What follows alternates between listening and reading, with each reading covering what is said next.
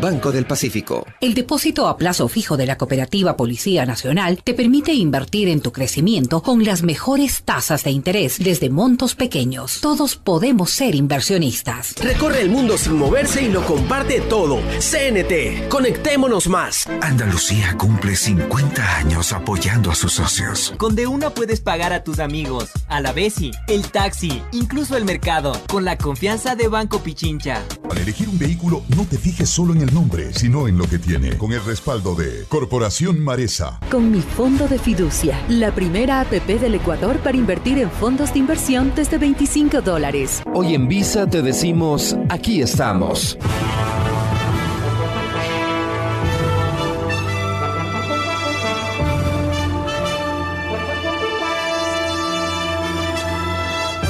Aquí da inicio el programa de opinión más influyente de la radio. Las emisoras Democracia M y XFM presentan la revista de opinión Democracia, con la conducción y dirección de Gonzalo Rosero.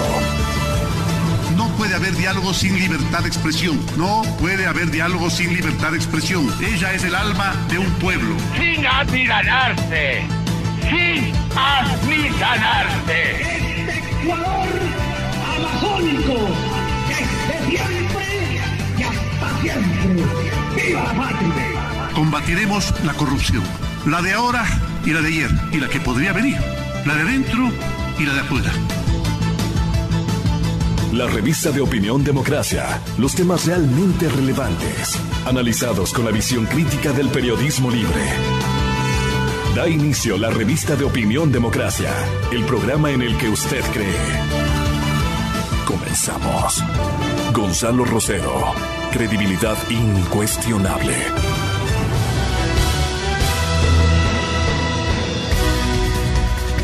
Buenos días, amigas, amigos. Estamos iniciando este lunes 21 de septiembre, una mañana que se va despejando, pero claro, hay que observar y hoy tendremos un acercamiento por el tema del volcán Sangay, a ver cuánto puede afectar. Hay 6 provincias afectadas y habrá que ver qué medidas se pueden tomar para que la ciudadanía esté alerta. Esta mañana hemos invitado al señor doctor Luis Calero y al licenciado Henry Llanes para analizar lo que en cambio nos decía la semana pasada el señor ministro Ortiz, el ministro de Energía.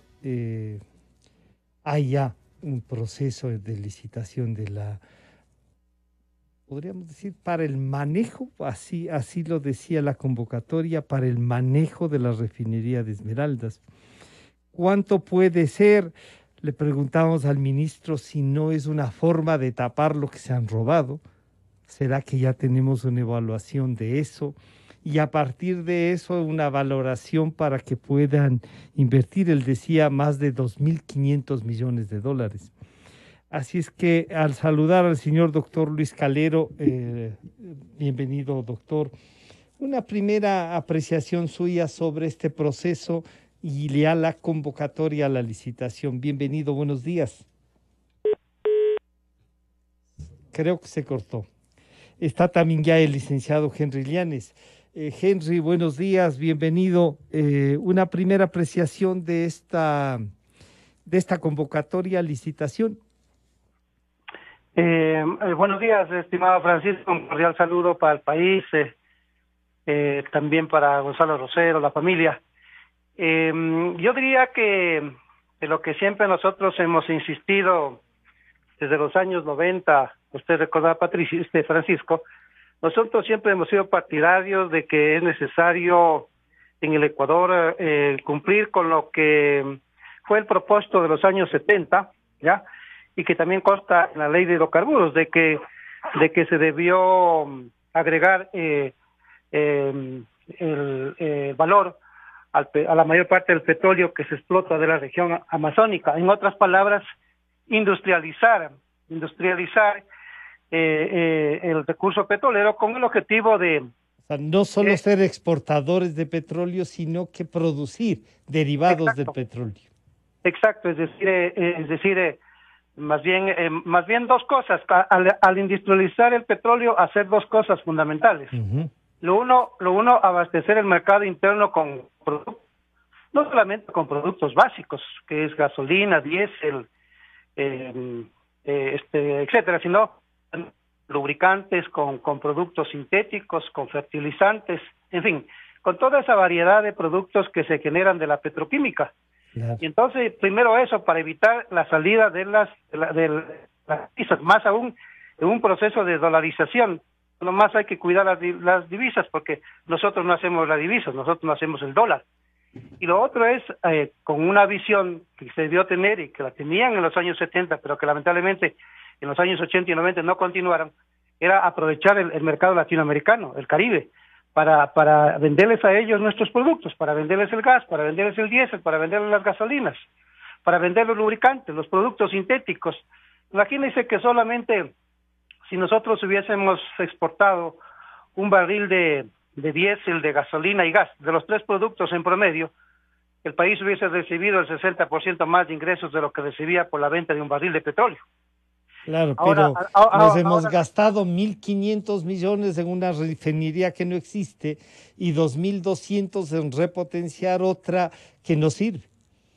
Claro, es que esto sucede porque van una serie de tránsfugas, o han ido algunos tránsfugas, unos aventureros de la política, sinvergüenzas, manipuladores, ya, que se aprovecharon de la ingenuidad de la gente para hacer la política, cuando la política es otra cosa. La política es hacer bien a la comunidad, defender sus derechos, canalizar sus demandas, solucionar sus conflictos. Entonces, que permítame saludar al señor doctor Luis Calero. Doctor Calero, bienvenido, buenos días. Henry Llanes dice, antes de entrar al análisis de lo que es esta convocatoria, nos dice hay que recordar lo que se planteaba en los años 70, lo que se planteó en los años 90, que es un poco desarrollar la industria petrolera y no solo ser exportadores para poder tener una amplitud. ¿Será este un camino el de entregar, la palabra quizá no es exacta, entregar, el convocar a esta licitación para el manejo de la refinería? Doctor Calero, bienvenido, buenos días. Buenos días, gracias por la invitación, un saludo a los oyentes y un gusto compartir con Henry esta entrevista. Mire, a mí me parece que lamentablemente el Ecuador, desde que el doctor Velasco Ibarra, porque eso hay que precisar, el doctor Velasco Ibarra fue quien expidió la ley de hidrocarburos y expidió la ley de creación de la entonces Corporación Estatal Petrolera Ecuatoriana, que luego fueran modificados por el gobierno del general Rodríguez Lara. Entonces, un sector liberal del país en ese momento propició la ley de hidrocarburos y propició la creación de la empresa estatal. Digo, desde esa época, lamentablemente, nunca, con alguna pequeña excepción, ha existido un plan estratégico, un plan integral relacionado con los hidrocarburos. Lo que se han dado son pequeñas manifestaciones de los relacionamientos que debería tener el Estado con las empresas privadas en su participación en los hidrocarburos. Pero una planificación integral, vinculada con el sector de la energía, el sector de la energía vinculada con el desarrollo del país, lamentablemente nunca ha existido hasta la fecha. Bien, entonces este proceso, este tema de la refinería de Esmeraldas es el colofón de un largo proceso de fracasos relacionados con la solución de dos problemas, yo diría ya estructurales en el país, relacionados con los hidrocarburos y de manera específica con los derivados del petróleo. El uno tiene que ver con el volumen de producción local y el otro con la calidad de los combustibles. Para ello se pretendió, por ejemplo, la construcción de la refinería del Pacífico, que teóricamente iba a solucionar parte o la totalidad de estos problemas, tanto desde el punto de vista del volumen de producción como de la calidad de los derivados. Todos sabemos esta larga historia de fracasos de la refinería del Pacífico, corrupción incluida, que de eso se están encargando los jueces y fiscales y creo que no deberíamos quemar segundos aquí hablando de ese tema. Pero bien, en el actual gobierno de igual manera, me parece que un ministro de Comercio Exterior visitó varios países y habló de que existía unas cuantas decenas de interesados de invertir en una nueva refinería, etcétera, etcétera. Llegó a hablar de miles de millones de dólares que ya estaban por venir, sí. Pero bien, bueno. Todo eso, ¿no es cierto? Y el último antecedente de un señor Bulmaro Delgado, que fue a Esmeraldas y decía que más o menos ahí tenía unos 6,000 millones de dólares para invertir en una nueva refinería, solo que él quería utilizar las actuales instalaciones, una partecita, etcétera, etcétera, y aupado por un consejero presidencial que existía en ese momento. Bien, digo, todo eso como antecedentes para esta decisión, y lo que le estoy diciendo, este último incidente ya más o menos data de casi 1 año y medio. Sí. La oferta del mexicano de 6,000 estamos millones. Hablando, claro, mire, cuando se cierra el tema de la refinería del Pacífico es en marzo del 2019. Estamos hablando prácticamente de hace 1 año y medio. Entonces esta opción, de igual manera fue propuesta y el presidente de la República ya lo lanzó en el mes de julio, etcétera. Y creo que el asunto no ha sido explicado de una manera muy clara, porque el propio decreto, que siendo de 5 páginas y 4 de considerandos, y por ahí apenas una página a duras penas con las disposiciones correspondientes, crea más incertidumbres que certezas. Porque mire usted, se utiliza el mecanismo que establece la Constitución de la delegación, ¿no es cierto? Pero aquí en el decreto lo hacen para que sea de manera parcial, porque textualmente dice, discúlpeme que le lea, dice, autorizar con carácter excepcional la delegación a la iniciativa privada de la gestión conjunta de la refinería de Esmeraldas con la empresa pública de hidrocarburos Petroecuador. Es decir, estamos hablando de una gestión conjunta, no es que se le entrega directamente a la iniciativa privada. Entonces, esta gestión conjunta tiene que ser definida con absoluta claridad. Sin embargo, mire, mi estimado amigo, yo creo que es una solución parcial a estos 2 problemas globales que le señalaron. Porque este proyecto no apunta a solucionar el déficit en volumen. Es decir, que continuaremos importando combustibles. Apunta a solucionar el problema en la calidad de los combustibles que producimos aquí. Es decir, que no estaríamos entonces atendiendo a la solución de los problemas estructurales del sector refinador en el país.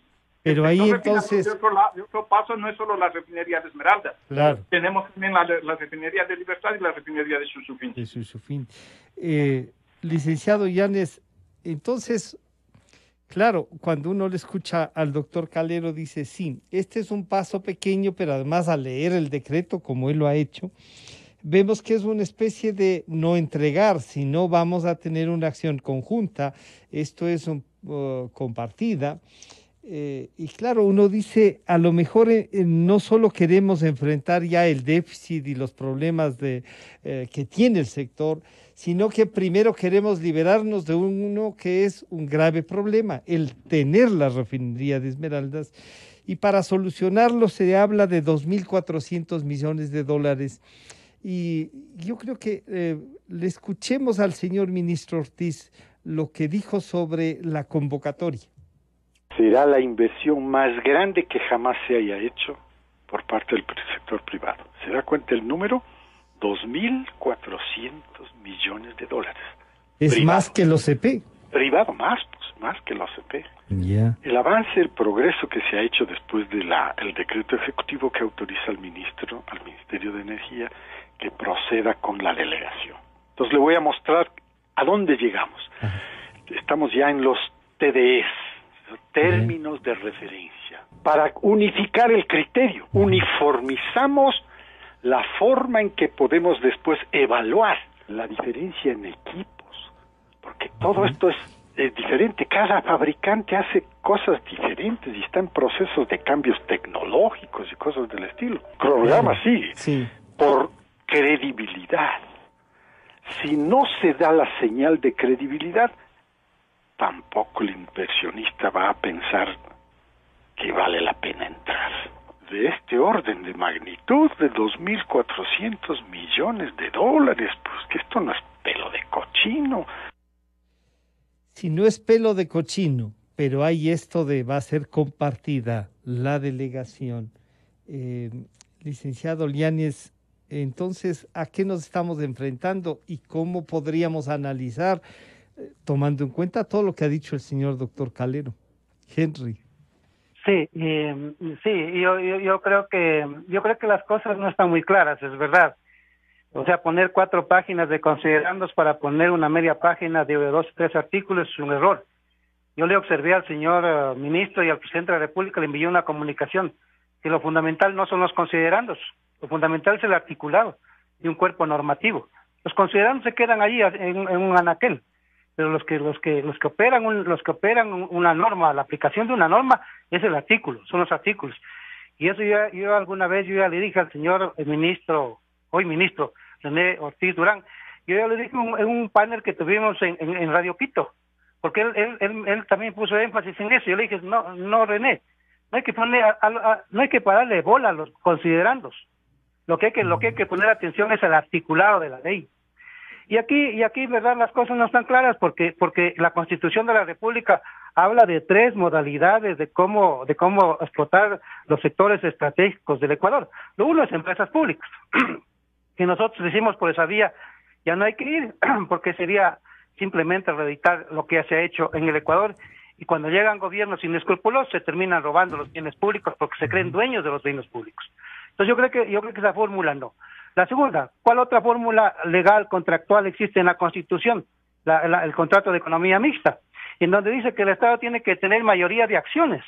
Claro. Y la tercera, ¿cuál es la delegación? Y en la delegación solo hay 2 tipos de contrato: el contrato de asociación o el contrato de economía mixta. Entonces el señor ministro debe explicar, porque también él es acostumbrado a hablar de un discurso rimbombante. Pero yo le preguntaría, por ejemplo, de la refinería de Esmeraldas.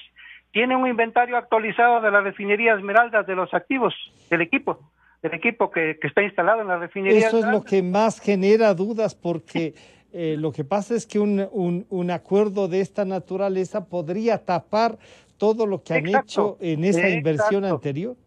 Exacto, Francisco. Y entonces el señor ministro debe sentarse con pluma y un papel y con un documento en mano a explicar. A ver, señor ministro, usted tiene que indicarle al Ecuador, porque tome en cuenta que recursos públicos, y como son recursos públicos, deben tener la máxima de la atención en el Ecuador, porque son bienes que pertenecen a los cerca de 18 millones de ecuatorianos.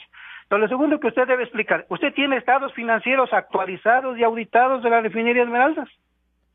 ¿Usted puede decir al Ecuador cuáles son los costos de producción, de refinación de un barril de hidrocarburos de la refinería Esmeraldas? ¿Usted le puede indicar al Ecuador cuáles son los ingresos que tiene que genera la refinería Esmeraldas y cuáles son sus costos?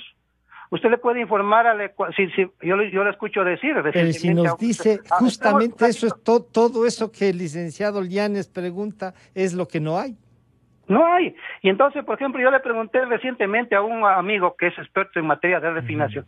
Me dice que la refinería de Esmeraldas genera $400 millones. Yo le pregunté, ¿utilidad neta? Y dice, sí, podríamos obtener 600 millones de dólares más. Total haríamos 1.000 millones. Inversión de 2.400 millones la podríamos pagar en 3 años o en 5 años. ¿Y por qué le vamos a adjudicar en 25 años? Pero es que eso de que lo podríamos pagar en 2 o 3 años nos han dicho 40. Y no solo que no lo hemos podido, nos han seguido robando. Lo que se apunta parecería, y ahí le voy a preguntar al doctor Calero, Henry, es, sí, no sé si hay ya una valoración, doctor Calero, de la refinería, pero claro, lo que Henry dice es, si eso produce y lo podríamos pagar, ahí volvemos a que todos esos ingresos han ido al presupuesto del Estado, no como empresa, no se ha desarrollado esa empresa. Pero creo que el primer paso es lógico, o sea, entregar en virtud de lo que dice la norma constitucional para evitarnos que la administración y los costos estos que parece que sí son altos y que no nos permiten desarrollar una industria mayor, que no sea la de estos malos combustibles, doctor Calero. Claro, aquí el quid del asunto está en determinar si dentro de una política energética, de una política económica vinculadas las dos, conviene o no conviene satisfacer internamente en volumen y en calidad los derivados que necesita el país para su desarrollo económico. Esa es la primera interrogante. Si queremos seguir como estamos, años nosotros regresamos más de 50,000 millones de dólares para la compra de combustibles, para la importación de combustibles, más de 50,000 millones los últimos 15 años. ¿Queremos continuar en ese esquema o queremos nosotros producir internamente? Para ello hay que producir más, no lo que tenemos en volumen, sino más. Punto uno. ¿Queremos seguir produciendo combustibles de baja calidad con incidencia en la salud de los habitantes del país?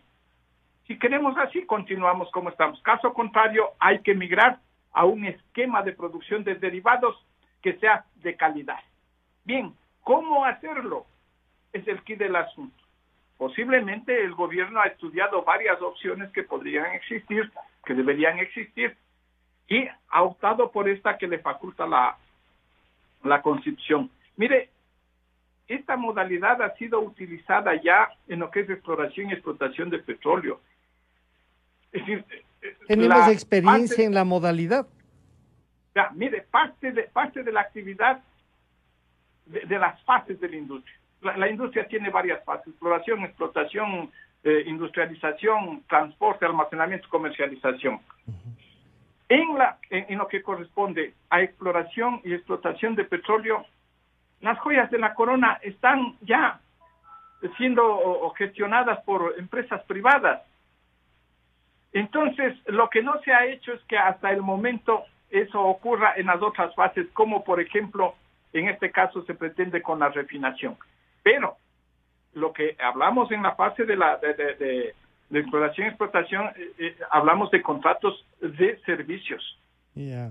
O sea, es y entonces, la otra modalidad, claro. Pero eso tiene un costo para el país. Mire usted, la ley orgánica de empresas públicas le faculta a cualquier empresa pública, y en este caso a Petroecuador, una amplia capacidad asociativa. Amplia capacidad asociativa. ¿Qué pasa por contratos de economía mixta, de asociación, joint venture, participación, consorcio, etcétera? Enumera una ley orgánica, como la ley orgánica de empresas públicas, que obviamente está por sobre la ley de hidrocarburos en ese sentido. Pero bien, entonces, digo, tiene amplia capacidad de asociación, de funcionamiento empresarial, que no se la ha manejado. Entonces ha sido tratada como una institución pública de cuarto o de quinto nivel. No se ha respetado su autonomía administrativa, operativa, económica, financiera, presupuestaria, desde luego. Y si eso va a seguir así, pues yo veo que un eventual inversionista va a tener serios problemas en la gestión compartida. Ahora, de otro lado, no hay que olvidarse que no son solo los 2.400 millones, que no he visto ningún documento en el que más o menos se desglose en qué consistirían, de dónde salen estos 2.400 millones de dólares, pero a eso hay que añadir el costo financiero. Y el costo financiero de esos 2.400 millones van a llegar a una cifra mucho mayor que esa que se está diciendo. Pero lo que se dice es, como es una inversión privada, que lo haga nomás y ya responderán. No, justo voy a eso. Es que ese es un poco el asunto que no se entiende con claridad. Mire, alguien tiene que pagar esos 2.400 millones más. O de alguna manera tienen que cobrarse. Pero alguien, y ese alguien puede ser o el Estado pagando una tarifa con subsidios, o los consumidores pagando los precios de los derivados para cubrir tanto la amortización de esa inversión, claro, como el pago de la operación correspondiente. Porque todo eso será el monto global de lo que le costará producir a la empresa. ¿Cuánto invierte? ¿Cuánto produce? Pero mire, y eso solo relacionado con esa parte, porque hay también el costo de la materia prima. Claro. Entonces, ¿cómo va a haber la relación con eso? Bueno, podrán importar, dicen. Si es que el petróleo ecuatoriano les resulta caro, podrán importar para trabajarlo en la refinería de Esmeraldas. Peor, porque ahí nos tocará comprar a precio internacional. Peor. O sea que ahí hay no licenciado... creo que el análisis tenga que darse por ese lado. Claro, pero ahí yo quisiera, lo que usted recordaba, doctor Calero, las palabras del señor Delgado, Gudmaro Delgado, y el ex asesor presidencial Santiago Cuesta sobre la inversión, para pedirle a Henry que no será que entonces no nos decidimos por algo. Esto decía Delgado y Cuesta. Si el compromiso lo hace el gobierno, como dijo el concejal hace rato, yo calculo que en unos 3 meses aproximadamente ya estamos iniciando con los trabajos aquí, con la primera piedra. Tendrá obligatoriamente que vendernos todo lo que produzca hasta satisfacer las necesidades del gobierno ecuatoriano. Esa es la única condición, a precio internacional, FOB Ecuador. Bueno, ahí están las dos, yo diría, unas preguntas que ha hecho el doctor Calero, pero nos venderán a precio internacional. No se habló del precio que recibirán el petróleo, eso sí, pero al parecer no avanzamos entonces, y esta convocatoria podría ser un avance si es que, digamos, somos generosos al tratar el tema de la política de hidrocarburos, Henry. Sí, lo que pasa que quienes van al gobierno, con excepciones que sí las ha habido, pero la mayoría han sido unos improvisados, empezando por el presidente de la República. Señor Moreno, yo le pregunto, ¿sabrá de política petrolera? Señor Moreno no sabe. Política minera, política de telecomunicaciones, no sabe. ¿Por qué él se hubiera sabido desde el primer día hubiera hecho los cambios? Hubiera hecho cambios en el manejo de la política, hubiera hecho los cambios en la ley, hubiera hecho los cambios en los contratos. Pero como no sabe, entonces él está esperando que otros le den asiento. Y peor aún, ponerle al señor Cuesta, un señor que era encuestador, que no era un experto en materia de hidrocarburos, lo puso a hablar de petróleos, ¿no? Y hablaba en tonteras, ¿no? Aquí tengo la ley de en mis manos, la ley orgánica de incentivos para la asociación público-privada de inversión extranjera puesta en vigencia en el año 2015, está publicada en el registro 18 de diciembre del año 2015. Y mira aquí, en esta ley, habla de que el riesgo, como se decía anteriormente, y con esta parte de esta legislación que es contradictoria, en la ley de hidrocarburos dice que el riesgo debe asumirlo el sector privado, ¿ya?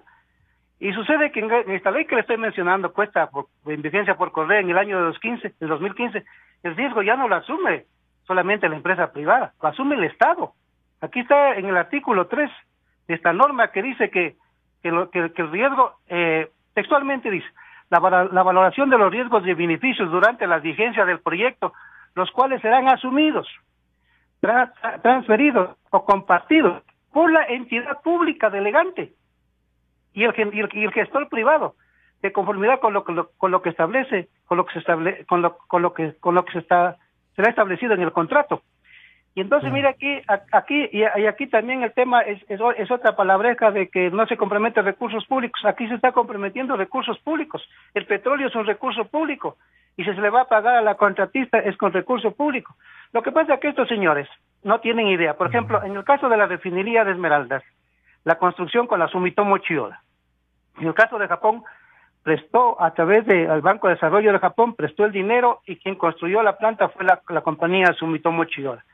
Si tuvimos ese buen ejemplo con Japón en los años 70, ¿por qué no lo seguimos aplicando? Porque detrás de esto hay una cantidad de individuos, negociantes, ¿no? Lobistas que se benefician, que están influyendo en la política petrolera y que se han hecho multimillonarios porque son ellos.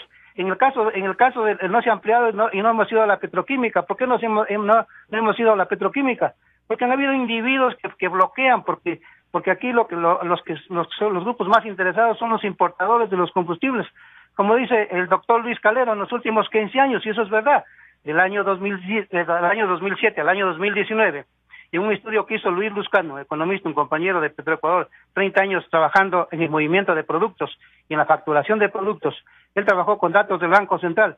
Se ha importado solo en los productos básicos cerca de 49.000 millones de dólares. De esos 49.000 millones de dólares, el Estado solo recuperó 21.000 millones de dólares y los 26.000 millones fueron subsidiados para todos los ecuatorianos. Y entonces, ¿qué sucede? Que estos señores importadores son los que influyen, y tengo que decirlo. Yo, porque conozco la industria petrolera igual que Luis. Sucede que en la industria petrolera, ya sea en el Ministerio, en la Dirección Nacional de Hidrocarburos o en Petroecuador, hay veces que lo logran cooptar, no a todos, sino a unos, para que eso al interior, para que pongan informes en contrario, para que pongan una serie de miedos, que esto no se puede hacer, porque esto se va a perder, esto va a ser un error. Entonces, cuando uno no conoce, se deja influenciar, pues, de lo que dicen esos ciertos individuos que están metidos en ciertas comisiones y que a uno le generan miedo. Pero Henry, no hay hasta aquí, entonces, ninguna propuesta, pero no hay una, que alguien no diga, esto no se puede, no está claro. Y no es hora ya de abrir un espacio y en lugar de decir esto no está claro, transparentar, buscar mecanismos del Estado para transparentar esto y que se haga? Así es, porque en el tema de la refinería Esmeraldas hay dos escenarios y todo eso está conectado con el cambio de manejo de política petrolera, con el tema de contratos para explorar y explotar hidrocarburos, con el tema de que hay que separar la mezcla de los crudos. Todo eso está conectado y en la refinación hay dos escenarios muy concretos. A ver, el uno es como decía el señor Carlos Pérez, ¿no? Y que también lo dijo el señor René Ortiz al inicio, porque cuando uno no está seguro de las ideas, uno deambula. ¿Qué dijo él? No dijo que vengan aquí al Ecuador a construir en cualquier parte una refinería, que sabrá cómo traen el petróleo, sabrá cuánto invierten, nosotros no les vamos a vender petróleo. Ese es un discurso, un disparate de discurso. Entonces, es lo que querían decir, es de que alguien venga, invierte en el Ecuador, ese señor saca procesa el crudo, saca los derivados y vende a los precios a los que le da la gana. Vende a los precios que les da la gana para que recupere. Pero más que le da la gana, ¿no son los precios internacionales a los que hay que someterse? Claro, podría ser eso, ¿no? Pero hay factores hay factores especulativos, pero déjeme seguir para decir con la segunda idea. Y la otra es, yo me hago una sociedad, una empresa de economía mixta, que eso es lo racional. Muy bien, señor, ¿cuánto me va a cobrar por licito a que vengan las empresas internacionales, ojalá las mejores del mundo, y licito? ¿Cuánto me va a cobrar usted por refinar un barril de petróleo? Y vamos a ir a la petroquímica. ¿Cuánto me va a cobrar por un barril para procesar de gasolinas? ¿Cuánto me va a cobrar para sacar diésel? ¿Cuánto me va a sacar gas? ¿Cuánto me va a cobrar para sacar lubricantes? ¿Cuánto me va a cobrar para sacar fertilizantes, productos sintéticos? Eso es todo un desglose. Y entonces, racionalmente, le digo, a ver, sentémonos y yo voy a licitar sobre esto. ¿Y la plata de dónde me consigo? Aprendamos de lo que ya se dio en los años 70 con el modelo de la Sumitomo Chiyoda y el Banco de Desarrollo de Japón. ¿Por qué no lo aplicamos ese mismo modelo? Bueno, para pagarle con un porcentaje del excedente, porque el otro hay que destinarlo al desarrollo del aparato productivo y fomentar el ahorro interno. Y entonces ahí voy donde el doctor Calero, Henry. Doctor Calero, si bien Henry nos plantea un modelo que le parece a él el más justo, usted nos ha recordado, y él también, lo que dice la ley y la posibilidad de todos estos modelos, y este modelo de delegación está en la ley, por lo tanto uno diría, entonces legalmente tiene una base. Pero esta negociación, a mí lo que debo decirles es que lo que más me preocupa es que no tenemos una claridad de cuánto mismo cuesta, qué significa la refinería Esmeraldas, y la vamos a entregar a que alguien por delegación la administre, la repotencie y nos haga una propuesta. ¿Se puede plantear en un contrato todo lo que dice Henry, doctor Calero? Mire, mi estimado amigo, yo creo que la claridad debería estar en los objetivos, no en cuánto cuesta, porque el costo será producto posiblemente de la licitación, etcétera, y me parece que deberíamos ir a definir con claridad qué es lo que queremos. Y en el qué es lo que queremos, yo hago el cuestionamiento y yo digo que debería ampliarse, reformarse el decreto que expidió el presidente de la República autorizando esta gestión compartida entre la empresa pública y un inversionista privado. Debería ampliarse para definitivamente establecer, en primer lugar, que tiene que ser de manera integral para el Parque Refinador Nacional el mejoramiento en la calidad de la producción de combustibles. Punto 1. Punto 2, que debe incluirse la ampliación de la capacidad de procesamiento para tratar de solucionar, siempre insistiré, los dos déficits que tenemos déficit de producción y déficit de calidad. Ese es el primer gran aspecto que debería estar total y absolutamente clarificado. Punto 1. Punto 2, a mí me parece que de alguna manera debería concretarse cuál mismo va a ser la participación o la modalidad respecto de la cual va a participar el sector privado. Porque el decreto deja abierto para que el ministro de Energía sea el que determine la modalidad. Pero eso no facilita la negociación, no le permite al ministro tener, ¿no? No, porque eso tiene que estar ya en los términos de referencia. Ya, en los TDRs que presentaron. Cuidado, Francisco, los términos de referencia deben guardar coherencia, deben estar sometidos a lo que se disponga en el decreto. En el decreto que autoriza este procedimiento. Por eso es que yo estoy acudiendo a la fuente primaria. En el decreto ejecutivo tiene que estar establecido con absoluta claridad el objetivo del proyecto y la modalidad que debería utilizarse. Yo soy partidario, siempre lo fui, de los contratos de economía mixta, pero tampoco yo desecho la posibilidad, por ejemplo, de los contratos de servicios. Se le contrata y se le paga una tarifa, pero por supuesto que es viable esa modalidad. El inversionista privado hace la redundancia, la inversión, y el Estado le paga esa inversión a través de una tarifa. Claro. Entonces, y ahí podrá calcular el costo del dinero y de la inversión. Pues. Todo está calculado ahí, todo tiene que estar calculado ahí. Y entonces el Estado va a ver si es que eso traslada a los consumidores o asume una parte, etcétera, etcétera. Porque todos los proyectos de infraestructura en los que ha incursionado el país, todos los proyectos, han sido obviamente vía préstamos. Claro. Y algunos de ellos han estado atados a préstamos de los multilaterales, obviamente con condicionamientos. Pero lo que el propio Henry nos dice, ¿no? El modelo de que el Banco del Japón nos presta, pero es una empresa japonesa y le pagamos, y además ya es propia, digamos, entre comillas, la refinería de Esmeraldas. Ese modelo. Pero le pagamos como vía deuda externa, pues. Claro. Igual el Banco Mundial, que hizo préstamo para, entiendo, uno de los poliductos, etcétera. A todos los hemos pagado y con los intereses correspondientes.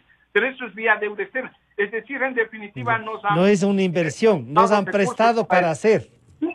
Así es, así es. Entonces, Henry, un poco podrían decirnos, ni comen ni dejan comer. Esta propuesta, lo que se ve de lo que ustedes dos nos han dicho es que le falta claridad. El doctor Calero incluso ha dicho, ese decreto tiene que ser reformado, tiene que plantearnos más. ¿Qué planteamos para poder hacer un seguimiento y que esto no vuelva a fallar, Henry? Yo creo que podemos ir con un modelo de empresa de economía mixta. Entonces, siendo un modelo de economía mixta y uno actuando con inteligencia. A ver, yo tengo petróleo, yo tengo una infraestructura y tengo un mercado. ¿Qué es lo que más se valora?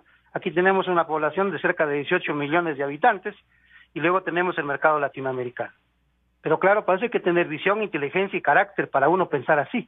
Y como dice Luis, yo tengo que definirle en el decreto ejecutivo con qué modelo de contrato me voy a ir. Me voy a ir con el contrato de economía mixta. Ya, sí, o el otro contrato es de prestación de servicios. Pero yo si fuera ministro, me fuera por el contrato de economía mixta. Pero si toma la delegación tampoco es ilegal, pues. Está tomando un modelo que a lo mejor no es el que le guste a usted, Henry, pero que el ministro ve en su programación que para eso hay gente dispuesta. Claro, pero Francisco, ahí me hace acuerdo de un profesor de la universidad. El profesor me decía, si tú te quedas solo en los conceptos teóricos, yo te pongo 0. Claro. Yo te pongo 0. Pero sí pasaste de año. Tú tienes que llegarme a la concreción, tú tienes que demostrarme con datos, con índices. Entonces me quedo en la delegación, es una palabra general, pues la delegación o concesión. Y la palabra delegación o concesión se concreta en el contrato de prestación de servicios, o en el contrato de asociación, o en el joint venture, o en el consorcio que dice Luis. Así tiene que ser, pues claro. No, así tiene que ser. Ya, entonces yo me voy por la delegación por la vía del contrato de economía mixta. o llámese alianza público-privada, o llámese asociación, que es lo mismo. Palabras van, palabras vienen, es lo mismo. Y entonces, muy bien, yo pongo el petróleo, yo pongo la refinería, esta refinería que está vieja, que hay que repotenciarla y hay que impulsar una nueva, para lo que dice el doctor Calero. El Ecuador es deficitario en cantidad y en calidad de los derivados de los hidrocarburos. Yo quiero suplir eso, hacer que el Ecuador tenga la suficiente cantidad de derivados y de buena calidad. El señor ministro nos dice de Euro 5, está bien, Euro 5. ¿Ya? Y entonces, muy bien, para yo entrar con la refinería, el socio me va a decir, a ver, ¿y en qué condición está la refinería? Tienes que entregarme un inventario valorado. Esa valoración no hay. No hay, es como, o sea que porque es recurso público yo voy y dejo ahí tapando como la operación del gato. No, y ahí se van a llevar la plata agachada. Así es, entonces la operación del gato no hay que hacer. ¿Qué significa la operación del gato? Que cuando desecha sus residuos orgánicos va y los tapa. No, acá tiene que haber un inventario valorado, actualizado, tiene que haber estados financieros actualizados y auditados. Y entonces, muy bien, yo necesito para una planta, que además, Luis no me dejará mentir, antes cuando se llamaba proceso licitatorio, yo no le decía el monto cuánto voy a invertir, porque yo ya le estoy poniendo el parámetro. No, eso lo tengo yo bajo 7 llaves. Los términos de referencia yo los tengo bajo 7 llaves, en donde está el monto del contrato. Nadie debe saber, solo el gerente y el ministro. Ya, yo licito a ver cuánto me va a cobrar por repotenciar la planta actual y cuánto me va a cobrar Pero la modalidad puede permitir, en cambio, decir un mínimo de inversión de 2.400 millones, que significará potenciar. Claro, eso no sabemos cuántos barriles de petróleo van a procesar. Doctor Calero, ¿se puede en esto, como dice Henry, hacer todo este detalle? Dos temas que son una traba permanente. ¿Cuánto cuesta la refinería? O sea, que hay que valorarla, hacer, imagínese usted, él quiere estados financieros auditados. Imposible, eso es no querer hacer nada, entonces. A ver, sí, mire, yo creo que el tema pasa por, voy a ser insistente en el asunto, en definir qué queremos. Mismo se quiere. Bien. Aquí aparece como que la instalación de un tren de alta conversión, que eso va a permitir mejorar la calidad de los combustibles, y para eso entonces pueden existir una cuantificación macro de X cantidad de dinero, dependiendo del tipo de combustibles. Sí, dos variables. Una variable es el volumen a producir y la otra es el tipo de combustibles que usted quiera obtener. En función de eso, entonces, vendrá una estimación del monto de la inversión. Y algunas correcciones, algunas mejoras en la actual infraestructura. Bien, pero sí me gustaría de una vez por todas señalar que son dos procesos totalmente diferentes, dos proyectos diferentes. Corrupción incluida y todo lo que dije que ya se están encargando jueces y fiscales. El proyecto anterior tenía que ver con, por ejemplo, sustituir piezas ya obsoletos. Reactor, regenerador, calderos, y todo lo que es, primero en la parte de las unidades de procesamiento y también en las unidades auxiliares. Eso es lo que han pintado. Bien, entonces eso es lo que se hizo. Pero lo que se pretende hacer va más allá de eso. No es eso mismo. Es, le digo, instalar un tren de alta conversión que es totalmente diferente. Y yo lo que estoy planteando que debió hacerse y ojalá pudiera hacerse, incrementar la capacidad de procesamiento. Sí, que eso no fue parte del proyecto anterior, del proyecto de la estafa y de todos los asuntos estos escandalosos. Entonces, hay que insistir, es indispensable definir con claridad el objetivo del proyecto. Si el objetivo es solamente instalar un tren de alta conversión, es decir, ir hacia el mejoramiento de la calidad de los combustibles, eso tendrá su valoración. También se habla de una participación en la operación, lo que diríamos un gerenciamiento de la operación de la refinería. porque obviamente ahí se pueden obtener ahorros, por un lado. Por otro lado, se pueden obtener mejoramiento, un pequeño incremento en la producción de determinados derivados en detrimento de los derivados pesados. Es decir, producir más diésel y menos residuo. Pero la capacidad de 110,000 barriles de procesamiento sigue siendo obviamente la misma. Entiendo que eso también es parte de este proceso, es decir, un gerenciamiento de la refinería, y ahí estaría la gestión compartida de alguna manera. Y lo otro es la construcción de este tren de alta conversión para el mejoramiento, es decir, lo que produce este rato llevo y proceso allá, reproceso, por ejemplo, todos los residuos y obtengo combustibles de alta calidad. Sí. Pero bien, entonces, pero todo eso no está establecido todavía. Veamos los términos de referencia. Me preocupa, vuelvo a insistir, que se pretenda modificar el decreto con los términos de referencia. Ello generaría... Porque eso, una inseguridad jurídica. Pero por supuesto. Claro. Mire, y un tema fundamental aquí, Francisco, esto no debería ser politizado. Lamentablemente estamos en pleno periodo electoral o preelectoral. Pero es que ahí nunca vamos a poder hacer. Pero caramba, el país no merecería. Y que si tienen las distintas tiendas políticas una propuestas propuesta y objeciones, que la hagan ya. Ya. No pero en el proceso. Ya. Henry, lo que dice el doctor Calero es cierto, y ahí uno diría, entonces les pido a los dos 3 puntos que el ministro debería, como país, como política, plantearnos para avanzar en este proceso que parece es necesario, pero que no se generan. Claro, el doctor Calero dice se puede politizar.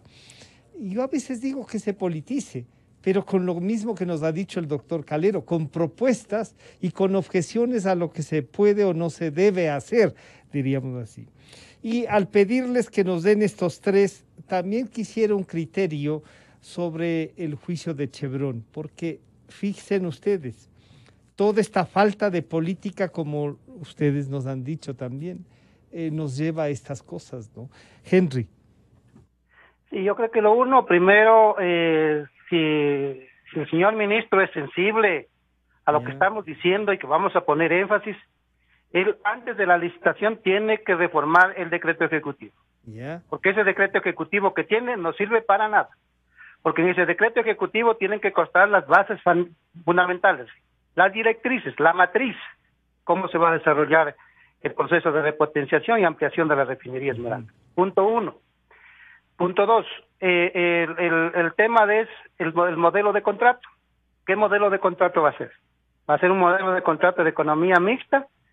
Ya, tiene que ser modelo de economía mixta, porque lo otro es empresa pública, que no, el Estado se sigue endeudando, no, sino que venga un inversionista y a través de la empresa de economía mixta ponga el capital, nosotros ponemos la refinería actual como parte de... exacto, como parte... Como parte del capital societario, ¿no? Y también el petróleo. Es la segunda cosa que hay que definir. Y lo tercero, yo creo que hay que también modificar la política hidrocarburífera. Y por ejemplo, a ver, si quiere optimizar la planta actual repotenciada, tiene que entregar el crudo liviano y tiene que hacer la separación de los crudos, transportar por el OCP los crudos pesados y por el SOT los crudos livianos.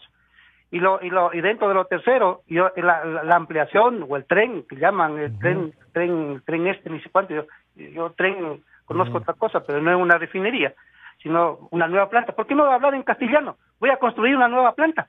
Entonces, una planta adicional, el tren tren de alta conversión, o sea, otra planta, ya, sí. Pero el tren de alta conversión, si me escucha un señor que está cultivando papas, y lo de cree que es un tren, pues. Claro. Porque yo quiero decir una nueva planta para procesar crudos pesados. Y la propuesta parece que es tener una planta conjunta que amplíe esta producción, sí. Y allí pongo, pues tiene que ser una planta para procesar crudos pesados. ¿Por qué razón? Porque hay una tendencia en la región amazónica, en la provincia de Napo y Pastaza, de los crudos pesados. Entonces tengo que tener una planta para procesar esos crudos pesados. Y dentro de eso, yo diría, de la economía mixta, yo como Estado tengo que honrar las deudas. Yo incorporaría el seguro social y podría entregarle el activo al Seguro Social o pagarle al Seguro Social con una cuota de petróleo. Esa ya sería una propuesta, digamos, adicional a esta. Lo Pero que yo no produzca quisiera- eso, pero Henry, para no mezclar, lo que produzca eso, entonces irá a un fondo que irá a la Seguridad Social. Pero eso ya es como consecuencia de si logramos o no hacer que produzca. Sí, pero yo no quiero pasar dos cositas. Sí. El señor ministro de Energía y Minas y el señor Pablo Flores deberían comparecer. Yo lo voy a pedir, hoy lo voy a pedir. Ellos deberían comparecer a la Comisión de Fiscalización para que expliquen el tema de la tarifa del OCP. Ellos tienen que ir, ellos tienen que llevar el convenio de construcción y operación del OCP, tienen que llevar el decreto ejecutivo que autorizó la construcción y operación del OCP, él tiene que llevar el informe previo del decreto ejecutivo, todo eso voy a pedir, y tiene que tener un inventario actualizado de los costos de construcción y de operación del oleoducto, eso le voy a pedir. Eso entonces, porque esto tiene que clarificarse, porque por ahí escucho que la tarifa me parece que le han cobrado a Colombia en $1.40 centavos. Menos que los $2 que le cobraron al Ecuador. Sí, y el contrato dice que al Ecuador le cobrarán menos. Pero ahí el que no ha terminado de negociar, de lo que nos dijo aquí el ministro, fue el señor Flores. Lo de Chevron, me gustaría algún criterio tuyo. Lo de Chevron es parte de la irresponsabilidad de este señor que está en Bélgica.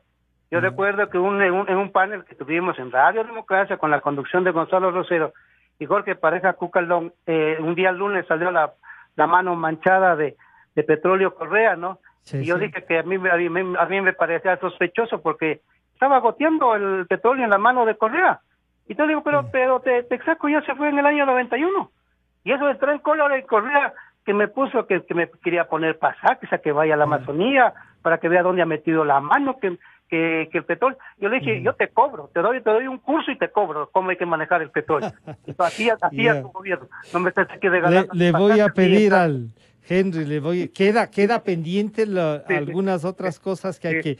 Doctor Calero, las 3 cosas que hay que hacer entonces para que esto no sea un nuevo fracaso, que el ministro, usted ya nos ha dicho, reformar el decreto, ampliar, también dice Henry, lo que hay es que definir el modelo nuevamente y cómo va a valorar con lo que va a participar el Estado ecuatoriano.